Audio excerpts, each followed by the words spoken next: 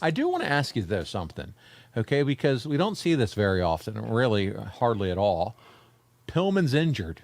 Oh yeah, we're going to throw in, no disrespect here to Regal, but we're going to throw in a new tag team partner, and you're still defending the titles.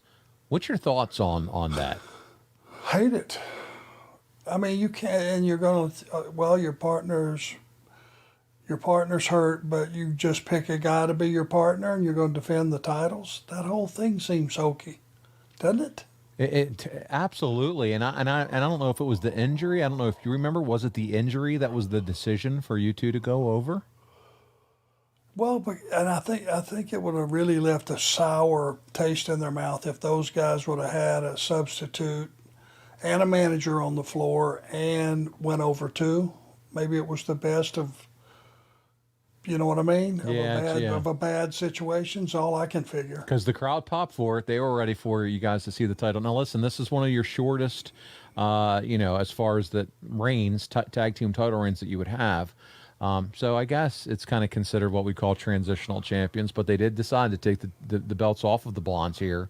And I don't know if it was due to injury or what the case may be, but the crowd loved it. And again, you're tag team champions now with another partner yet in Paul Roma. Arn, this is why we call you the 1A of tag team wrestling, my friend.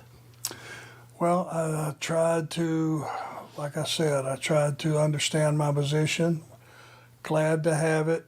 Glad to be in the ring with such quality talent like that. And just, Paul, I never played the politics game and all that stuff. I was so thrilled and honored and privileged to be in the wrestling business that the last thing in the world I was worried about was winners and losers.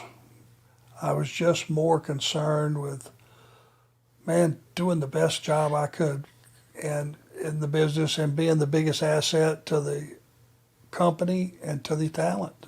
Mm. And Arn, I wish there were more people, more wrestlers that had that same mentality nowadays. There are a lot of wrestlers that do, but I'm just saying companies can use guys and gals with that attitude. There's just no question. It should be the only attitude because without the success of the company, nobody's got a job. Boom.